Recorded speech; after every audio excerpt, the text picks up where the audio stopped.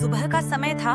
सूरज धीरे धीरे उग रहा था और कॉलोनी में हलचल शुरू हो चुकी थी। चिड़ियों की चहचहाहट और घरों में उठने की आहट ने माहौल को और भी जीवंत बना दिया था। नजर पड़ती है निशी के घर पर, जो कॉलोनी के सबसे अच्छे घरों में से एक था। निशी एक होशियार लड़की थी, लेकिन उसे सुबह जल्दी उठने से सख्त नफरत थी। उसकी माँ सिम्मी, जो हमेशा उसकी देखभाल में लगी रहती थी, उसे कई बार उठाने की कोशिश कर रही थी। निशी, उठो, स्कूल का टाइम हो गया है, जल्दी से तैयार हो जाओ। सिम्मी कहती हुई उसे जगाने की कोशिश कर रही थी। निशी आलस में आंखें मसलते हुए कहती, मम्मी बस 5 मिनट और। लेकिन सिम्मी ने आखिरकार उसे बाथरूम भेज ही दिया। जब तक निशी नहा कर आई, सिम्मी ने उसके लिए नाश्ता तैयार कर दिया था।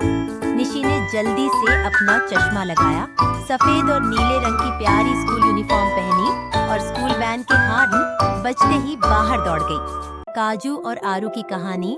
निशी के दोस्तों में 2 खास दोस्त थे, काजू और आरू। काजू एक इंट्रोवर्ट थी, जिसे पढ़ाई और किताबें पसंद थीं, लेकिन उसे लोगों से बात करने में संकोच होता था। वहीं आरू एक जबरदस्त फूडी थी। उसे खाने से इतना प्यार था कि स्कूल के ब्रेक टाइम में भी वो कुछ न कुछ खाती रहती थी। काजू और आरू भी कॉलोनी में ही रहती थीं और निशी की तरह वे भी उसी स्कूल में और उसी क्लास में पढ़ती थीं। आरू का सुबह का सीन बड़ा मजेदार था। उसकी मम्मी उसे हर बार देर से उठाती और आरू जल्दी जल्दी तैयार होकर अपने पसंदीदा पराठे खाती हुई वैन में बैठ जाती। स्कूल का माहौल। सभी तीनों दोस्त स्कूल पहुंचते हैं। स्कूल का गेट खुला होता है और बच्चे इधर उधर दौड़ते भागते नजर आते हैं।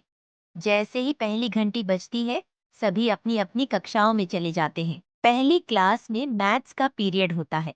निशी तो पढ़ाई में होशियार थी, इसलिए उसका ध्यान हमेशा क्लास में होता। उधर काजू अपने में ही खोई रहती। वो शांत रहती, लेकिन उसके दिमाग में हमेशा कुछ चलता रहता। दूसरी तरफ आरू का ध्यान मैथ्स से ज्यादा अपनी टिफिन में होता कि कब ब्रेक होगा और वो अपना कुछ खा सके। दूसरे पीरियड में इंग्लिश की टीचर आती है।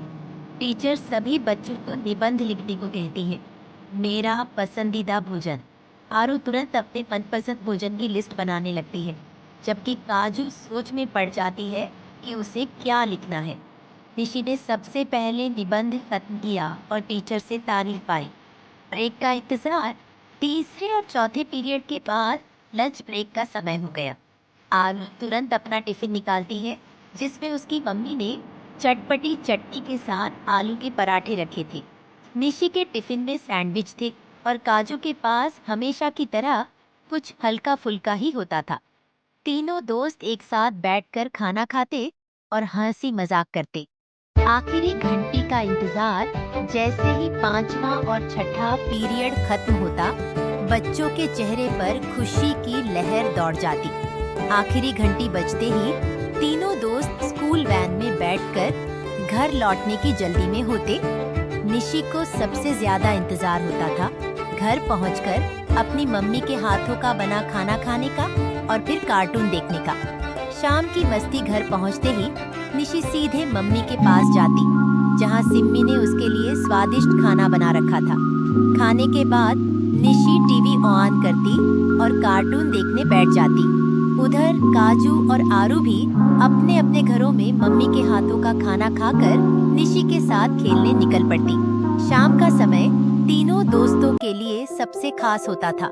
कॉलोनी के पार्क में वे खेलते, हंसते और मस्ती करते। रात का समय। शाम की मस्ती के बाद घर लौटकर तीनों ने अपना होमवर्क किया। निशी हमेशा की तरह जल्दी ही अपना काम खत्म कर लेती, जबकि काजू सोच में रहती और आरू अपना होमवर्क करने से पहले कुछ न कुछ खाने के बारे में सोचती रहती। दिन के आखिर में तीनों दोस्तों के चेहरे पर थकावट के साथ संतोष था कि एक और मजेदार दिन उन्होंने बिताया। अगले दिन की मस्ती और स्कूल की शरारतों के सपने देख सभी सोने चले जाते।